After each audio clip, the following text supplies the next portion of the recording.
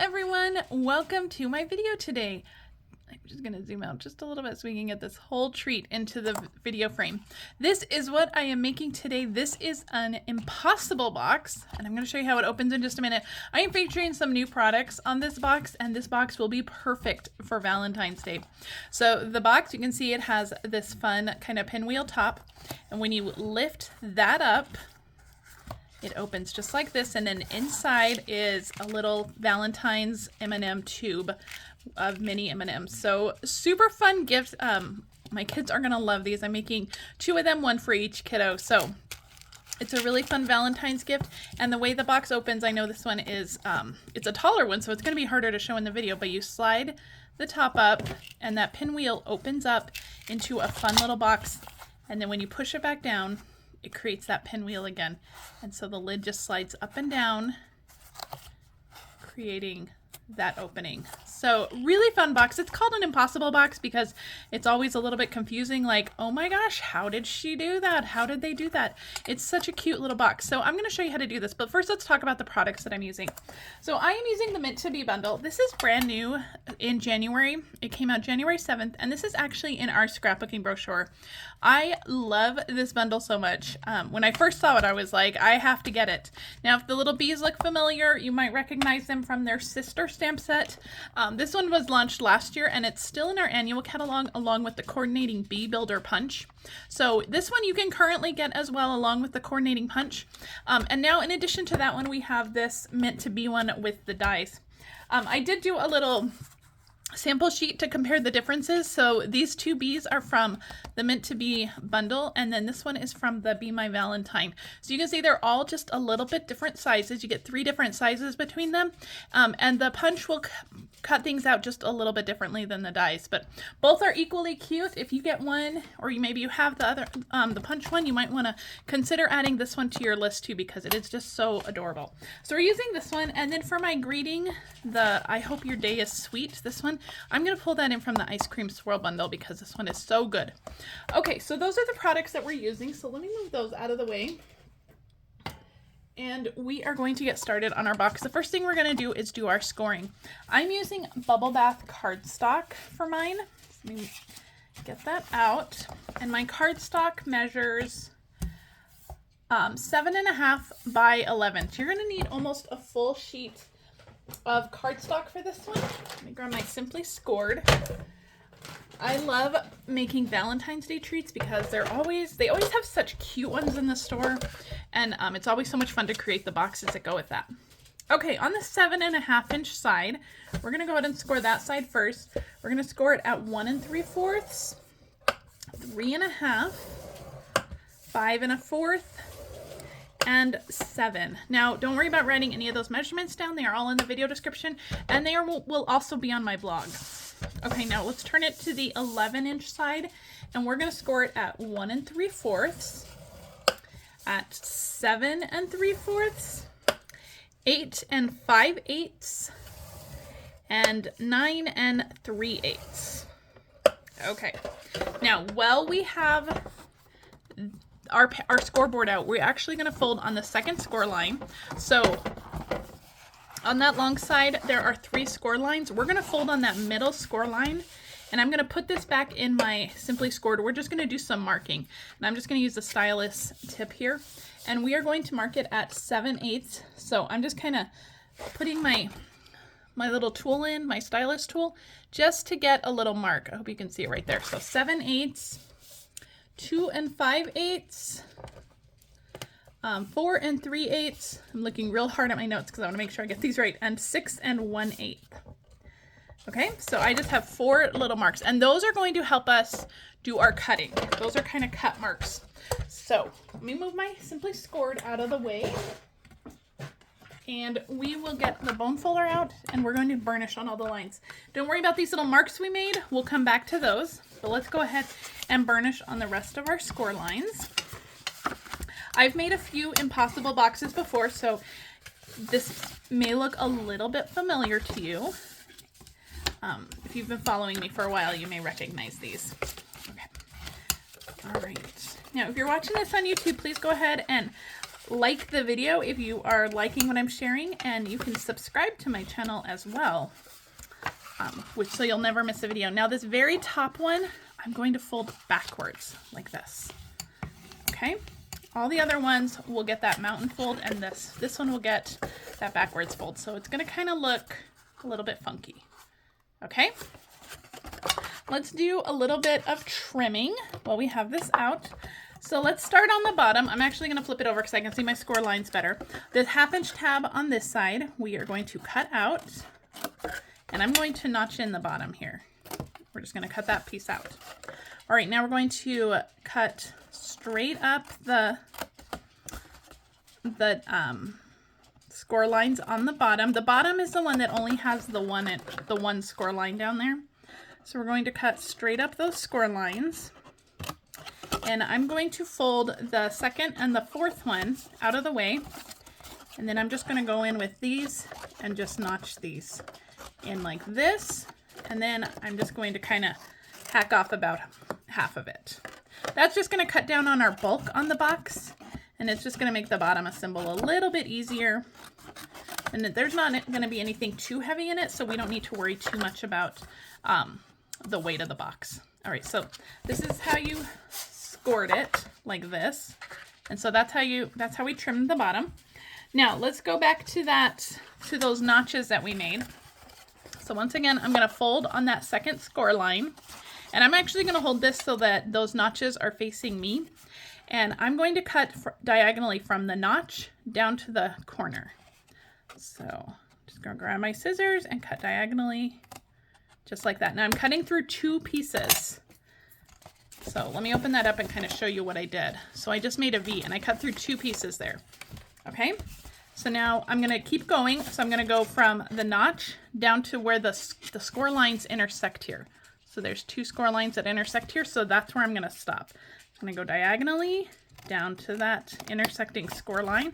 And then we're just going to cut down the score line and we'll trim that piece out. So it's looking like that. And we're just going to keep going. We're going to go from that notch we made diagonally down to the next intersecting score line, and then we'll cut that out. Just like this. So one more. Like this, and cut that out. So just like that. All right. Now this 1/2 inch tab over here, this is going to be our glue tab. So our box is going to assemble like this. It's going to go in. Okay, so I need to trim this side as well. Let me fold that again. So we were cutting it like this. So I'm just going to trim this a little bit like that. And that's going to help our box. All right. So just trim up that 1/2 inch score line. All right, so this is what your box should look like now. Okay. Now we are going to assemble the box with the first score line folded. Remember, we folded that one backwards. So we're going to assemble that one backwards. And actually, I'm going to notch in on this piece on the very top of that 1/2 inch score line. That's going to help our box go together a little bit easier. Okay. All right. So I hope you're with me on that. So before we do all of the, before we adhere the box, I'm going to add some DSP. So I'm using the DSP that coordinates with this bundle. And I will have that linked in the video description. I don't recall the name of it, but I have 4 pieces that are going to go across these 4 panels right here. And so I'm going to stick those on, and I will use my Stampin' Seal Plus for those. These measure, let me give you the measurements for these. These are 5 3/4 by 1 1/2, and you'll need 4 of these. And they will fit right into each of those little panels. You'll have a little bit of a border, about a 1/4 inch border. And I'm just going to stick all of these on. If you guys can hear, I'm not sure if it's going to pick up on the camera, but if you can hear, my dog is just pacing around me. He's pacing kind of in circles around my chair right now.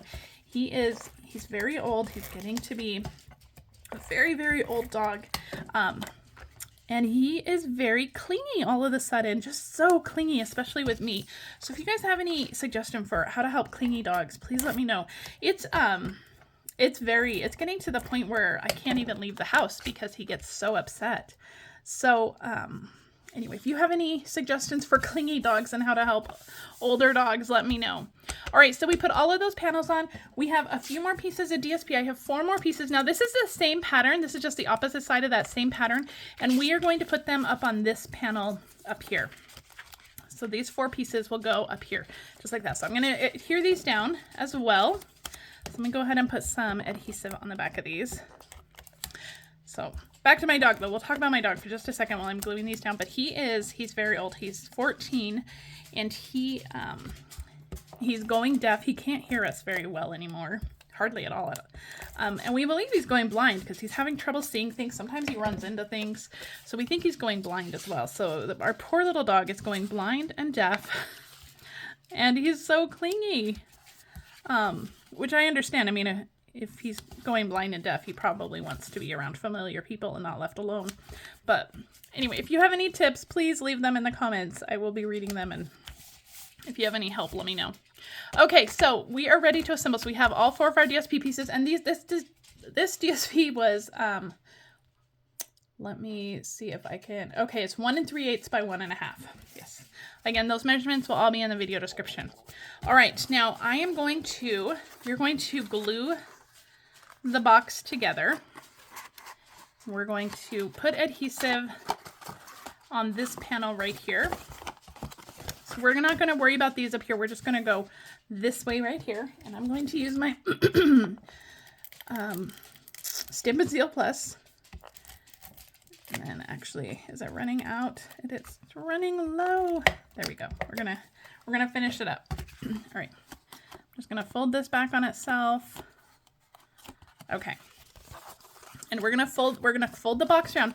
Make sure that you have your piece folded backwards like this. That's very important. Make sure that is folded backwards, because once it's put together, it's going to be nearly impossible to get it back in that position. So, all right. So we're just gonna make sure everything is folding.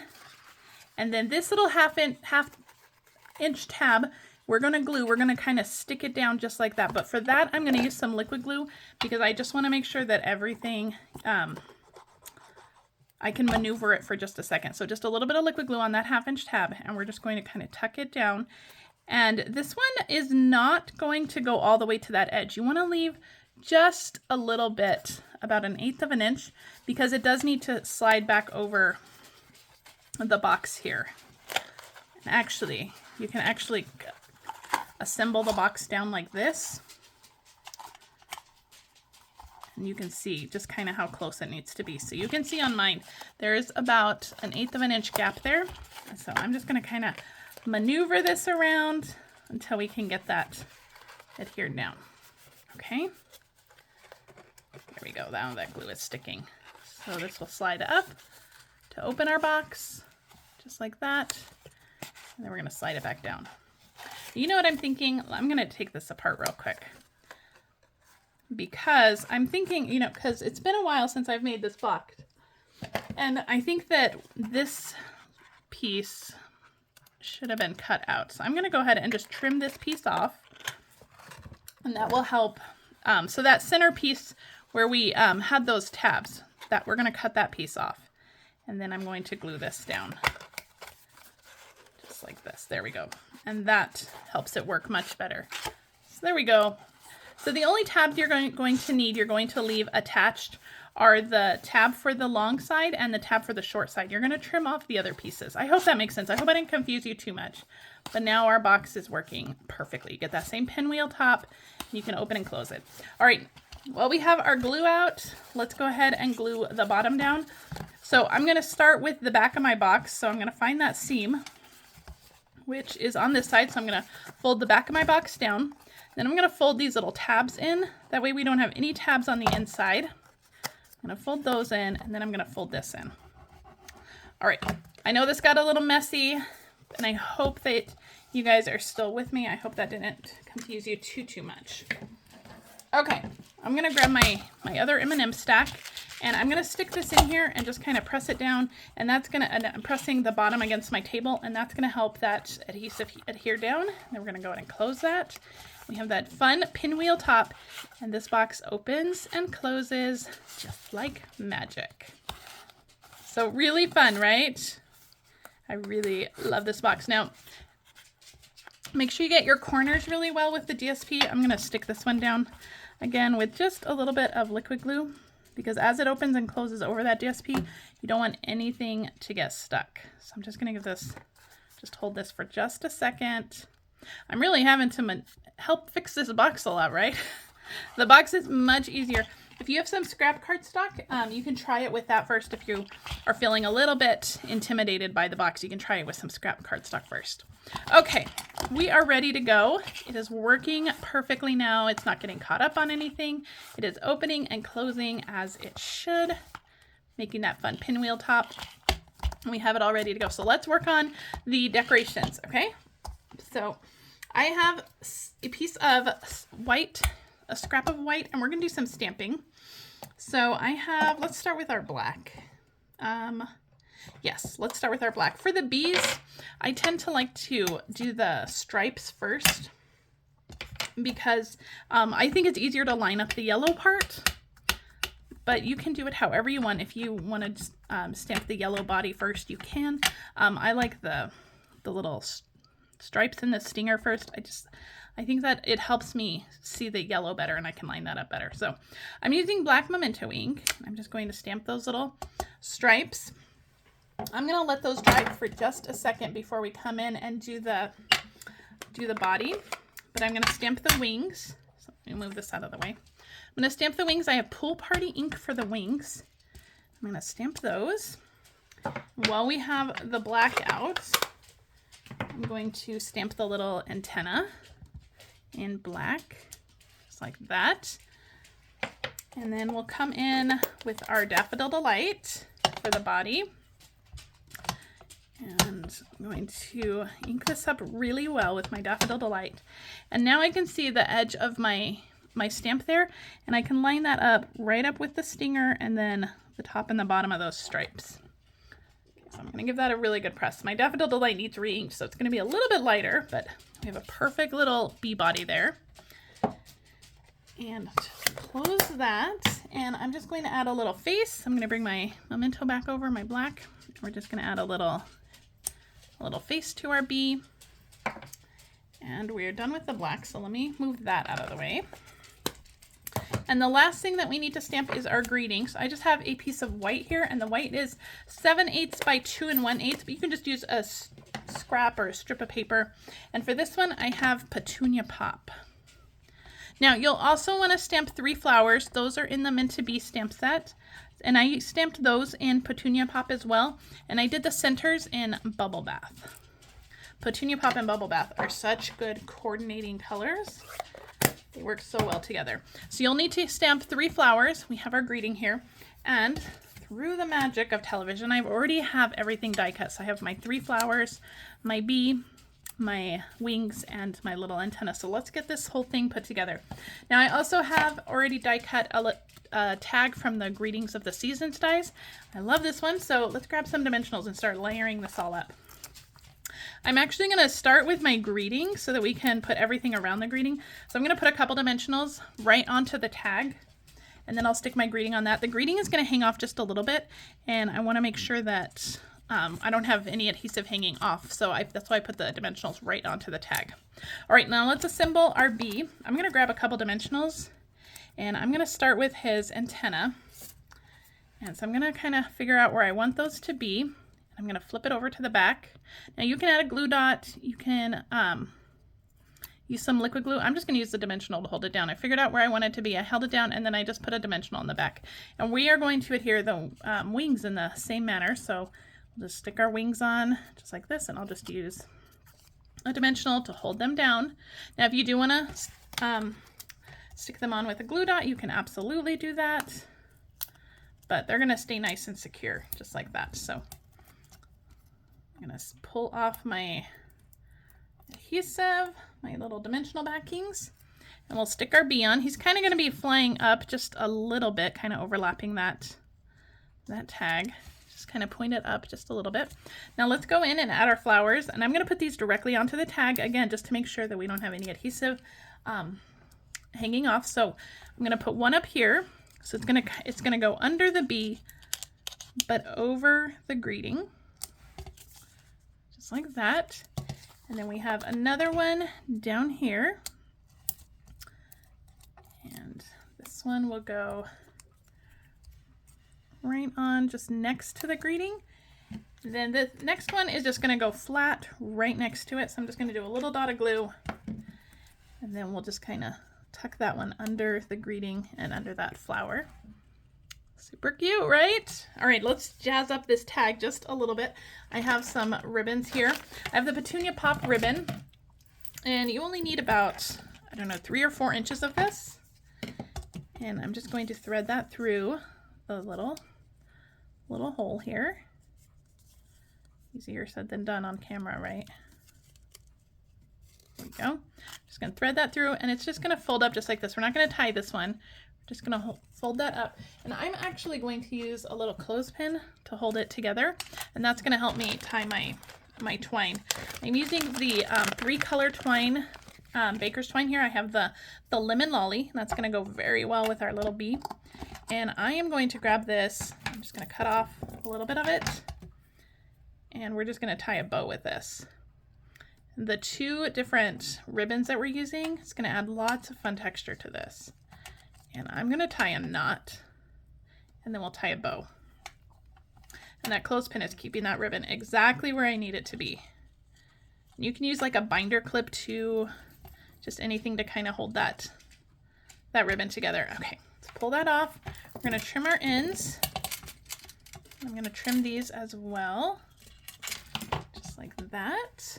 All right, now we're ready to stick this onto our box. So I'll put some dimensionals just down the center of this. Now you want to make sure that you don't put it too high because you don't want it to interfere with the box. Make sure that your box is completely closed so that you know exactly how high you need to go.